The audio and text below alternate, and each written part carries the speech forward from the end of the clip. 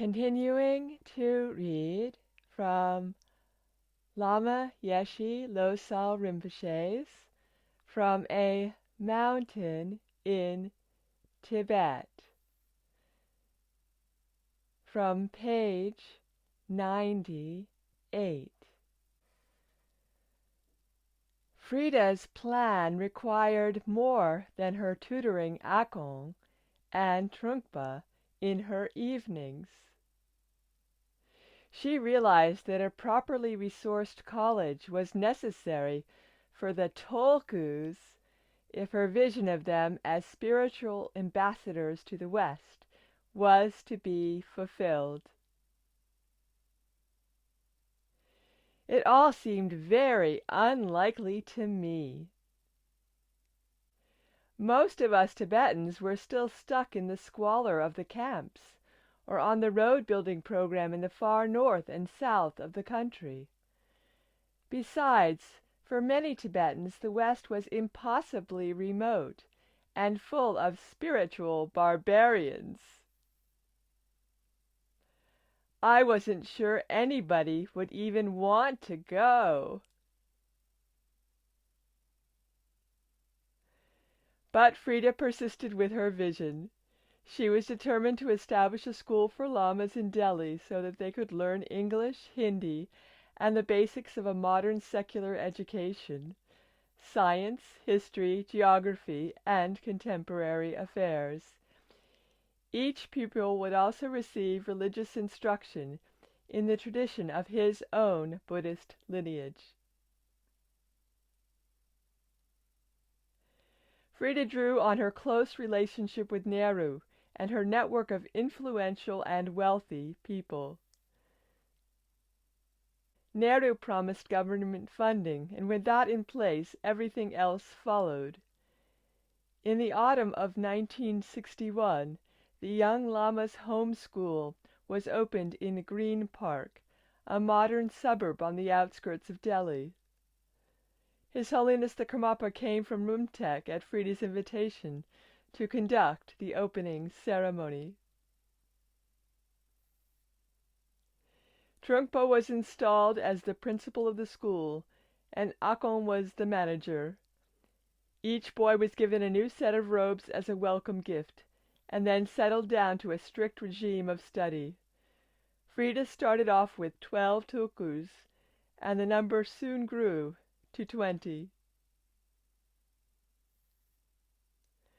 I was not one of them. I wasn't eligible, not being a tulku.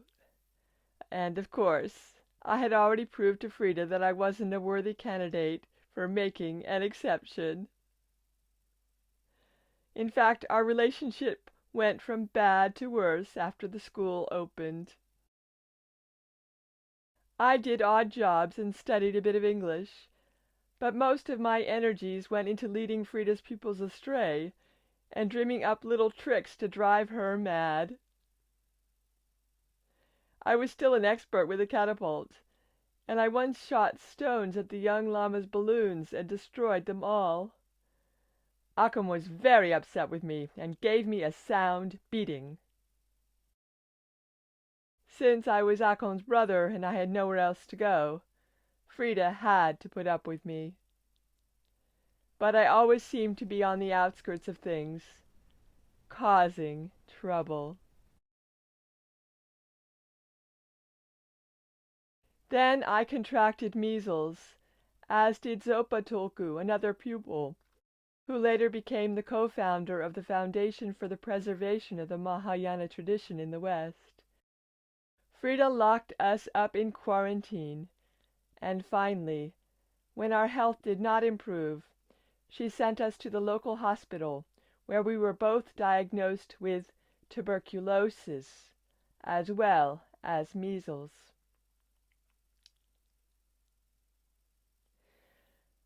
Zopa's condition was not as bad as mine, and he responded well to treatment and was soon discharged.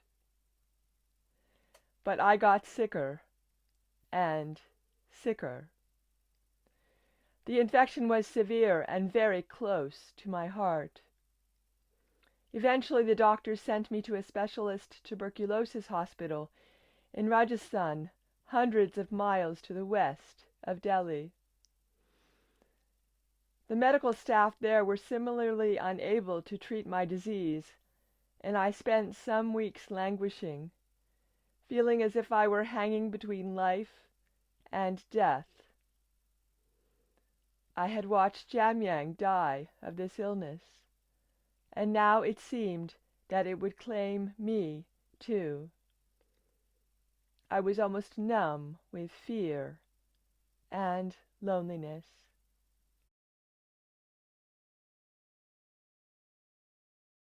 The next thing I knew was that a fancy American doctor was going to come to the hospital to perform an operation to remove my infected lung. He was the most eminent man in his field, and this procedure had never been carried out in India before. Once again, Frida Betty had taken compassionate action to save my life. When she heard that I was likely to die, she mobilized her network of favors and arranged for me to have the operation.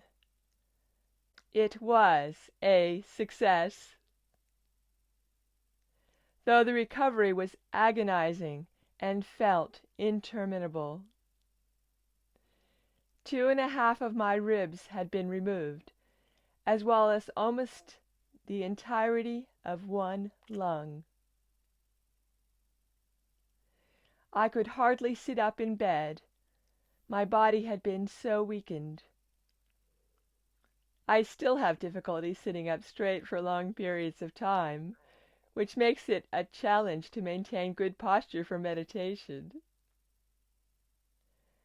I was the only adolescent on the ward full of Indian adults, and could hardly communicate with anyone. But I was alive, and slowly I began to get better. I started to believe that it was not my time to die. I had been in India for just over 2 years when my life was saved by Frida's intervention and the actions of the American surgeon. I was 17 years old. Many people seem to be appalled on my behalf when they comprehend the things I lost in the course of those 3 years. Between leaving Dolmalakan and nursing my scars in the tuberculosis hospital in Rajasthan, if I list them, it does make for a daunting read. I lost my homeland, the only way of life I had ever known, hundreds of companions, my family, my beloved older brother, my health, very nearly my life. This affected me deeply, of course. I was bewildered, grieving, and I continued to seethe with resentment towards Akon as the ultimate author of my troubles, and latterly Frida as well. I was also receiving a profound lesson in 2 of the key tenets of Buddhist teaching: impermanence and compassion. I was learning once again that nothing lasts forever. We can choose whether to regard this as a tragedy or a liberation from self-centered concerns, and an opportunity to practice compassion towards ourselves and others. I always say that in Buddhism, mind is king. And how we view things is key. When we witness suffering, and even more so when we experience it for ourselves, our heart and mind can awaken to compassionate action. The tough times become an opportunity to learn, to empathize, to turn towards the positive, and to change.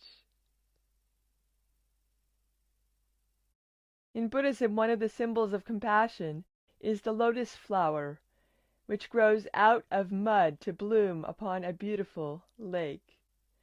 The seed for the flower of compassion germinates in the stinking mud far below the water's surface.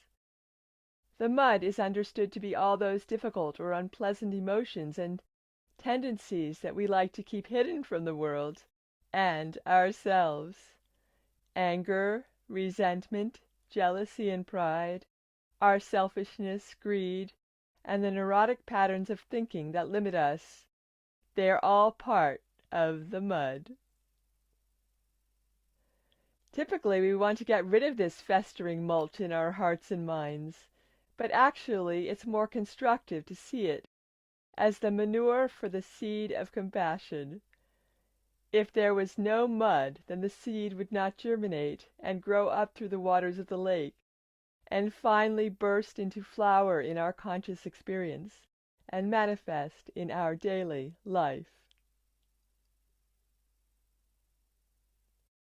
So rather than try to clear our minds of all negativity, which seems impossible, we can welcome the feelings that make us uncomfortable as a source of transformation. When we face them and engage with our pain and the pain of others, the seedling of compassion begins to grow. We nurture it by being mindful and by practicing patience and kindness, until eventually it bursts into flower. Without the darkness, compassion cannot awaken, and without compassion, we remain trapped in darkness. As I lay in that hospital bed, it was not lost on me that the two people I most resented had been my saviors. Frida did not like me. I'm still quite sure, but that did not stop her from responding with compassion to my plight. She did not merely feel pity. She took action to alleviate my suffering. This is the essence of compassion, which must be both active and ever-expanding, if it is to be meaningful. The Buddha teaches us to show compassion to every sentient being, our friends, but also those we dislike or fear, and those who are as yet unknown to us. In the round of infinite lives that we all pass through, even our enemy has been our mother at some point. We will be their mother in a future life. If you struggle with the idea of reincarnation, come back to the law of karma, or cause and effect, which teaches us we will reap what we sow. This insight and the call to action it inspires is, of course, the cornerstone of all major religions and ethical systems. But I was a slow learner in many ways, and even this lesson faded as my pains lessened. One day Akon arrived at my bedside. He had come to tell me that he was leaving India and traveling to England with Trungpa, who had been awarded a scholarship to study at a famous university in a place called Oxford. Frida had been busy again. I remember that Akon gave me a present, a beautiful wristwatch. I turned it over in my hands as he talked. He seemed excited. I nodded when he said that Ato Rinpoche, who was taking over the young Lama's home school, would look after me. In truth, I was indifferent to the fact that my brother was leaving. I had been feeling so alone for such a long time that I was beginning to get used to it. Besides, my relationship with Akon was still based on fear and a grudging respect laced with resentment, rather than affection. I did not consider his departure a particularly significant loss.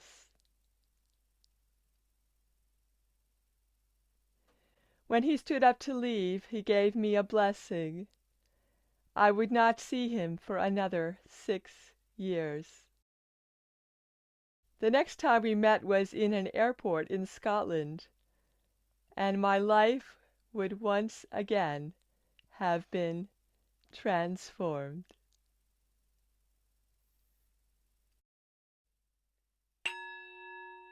Continuing with our reflections about Lama Yeshe Losal Rinpoche's book.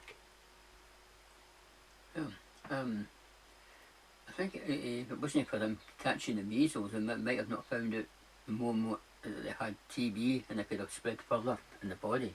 So it was going to that hospital and finding out. It was a bit lucky that way, wasn't it? Very much so.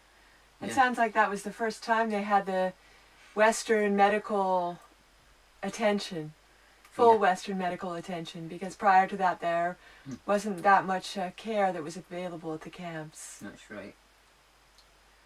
Yeah, so that's quite good. The good book. She 3D got the experts in to do the job to fix things up. Yes. That's good. She was really concerned. She was caring, wasn't she? Yeah. She set aside the fact that she and Lama Yeshe Rinpoche weren't getting along, and she just saw someone who was in need. Yeah. And she knew she had a way to Yeah. make a difference in that moment. That's right. Yeah. So later on, it might have changed a lot of things in Lama Yeshe's mind, you know. Exactly, as he reflects on it. Yeah. With both her and both Akon Rinpoche. Yeah. When he looks back on it, you know. The more he practices, the more he will come up with more appreciation and gratitude. Yeah. Yes. So the more he studies that compassion stuff, it will be very helpful. It's true for all of us, isn't it? We don't see our blind spots or our limitations or our rigidity of our thinking. That's right. And then once we're able to reflect and meditate and focus on our patterns, then we can start to see ways in which we can improve. That's right. And become more of the compassionate people that we would actually like to be. Yeah. But we may be very far away from that before we do the inner work. That's right. So it was good that Akon came up to see him and give him that lovely wristwatch. Yes, he had to travel for several hours to get to that hospital, so that was a big trip for Akon Rinpoche to make. That's right. Several hundred miles. Aye, and he gave him a blessing as well. Wasn't that beautiful? Yeah. Because he was also penetrating through any barriers or distance between them. That's right. He was getting into the heart of Lama Yeshe Rinpoche with caring and with something that he could wear and something that he could remember. He had been blessed by his brother. That's right. So it's good. Rinpoche was excited about going to England. Yes. Well, getting away for India is very good, you know. Yes. Especially there's so much disease and illness is going around, and not enough food for everybody, and sanitation is not very good, and not very good drinking water. So it was good to get to the west where they can get more healthier, you know. Yes. I think so. And they had come out of Tibet for that purpose, hadn't they? For the Dharma to spread. That's right. So it needed to actually take these young men venturing out into even a broader, brand new world. And it was nice when she invited to Kamapa, and the Kamapa came. Wasn't it? Aye, for the presentation of the college. Yes. That was very nice. That was good. She knew what was the proper way to do things, didn't she? Oh yes. And she had all the contacts she needed to pull off her Yeah. very wonderful and very far-reaching and She very broad vision. was very skillful. She was very skillful. Yes. Yeah, I'd say skillful means. Yes, she was able to enlist those people that had the resources and the contacts that she needed to bring about something so positive and helpful in the whole world. That's right. And she succeeded in what she was doing. She succeeded. That was very good. She had a degree of stick-with-itness, didn't she? That's right. She didn't give up. She just kept going, and she just held that vision. Yeah. It reminds me of how Akram Rinpoche always used to say, "Do the impossible," because she seems to have had that inside of her motivational toolkit. Also, she felt she could do things that had never been done before in a way that was very positive. That's right. It was good fortune that she was there at the time when all this was going on. You know. It was amazing karma, wasn't it? It was. Absolutely incredible. Yes. She ended up at Samueling herself. Isn't that unbelievable when you think of it? That she gave, and then in the end she was able to be given to and supported and nurtured. Right. It's a very beautiful things coming full circle. Yeah. Sometimes we don't see it in one lifetime, but I think she probably, we are jumping ahead a little bit because we know this without having read that part of the book, but in any case, it shows that, as Lama Yeshe Rinpoche said, what you reap will be reflecting what you have sown. See, what you see in somebody else, you might not see in yourself, but you see it in other people. Right? Yes. Yes. So all of her kindness planted the seeds for future kindness and hospitality and caring and a community of support. That's right. So it was quite good that things happened that way, you know. She would have seen that in her lifetime. Yeah. Oh, she's seen quite a lot. She's probably seen quite a lot more after that too. Yes. So that was good. Anyway, are you happy with that? Why not? Yeah. This is the end of another chapter. So we're very happy that Lama Yeshe Rinpoche had the surgical procedures that saved his life. And we are very grateful to him for continuing to sit in meditation, even though it might not be physically as easy for him to do that as for some other people. So we have, again, gratitude and appreciation for his example. Thank you, Lama Yeshe Rinpoche. And we are very happy to hear that you survived this set of challenges. Yeah. So as your example said, you were taking the mud in the bottom of the pond and able to stick with it and to face the challenges and the suffering, and your lotus coming into bloom so beautifully for all of us to benefit from. Yes. Yes, that's a good understanding of how the lotus grown in the mud and coming up with a bioflower on the surface of the water. It's beautiful, isn't it? Yeah. It's an easy way to remember something that is very important for us to keep in mind. Yeah.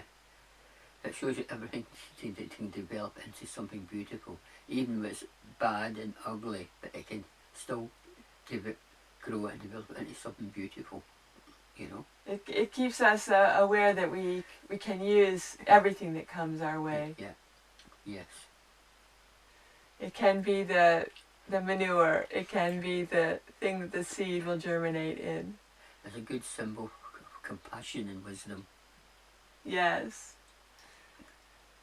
And as you said, this chapter shows us quite a bit of skillful means, which has actually been a thread running through the book up until this point, but we are talking about it more specifically right now. Yes. The skillful means of various people in Lama Yeshe Rinpoche's life that are going to enable him to move in the direction that he would want to move in, to have a very positive impact for himself and bring his lotus into bloom. Yes. And since this is the end of a chapter, you can ring the bowl. Yes, I'll do that, yeah.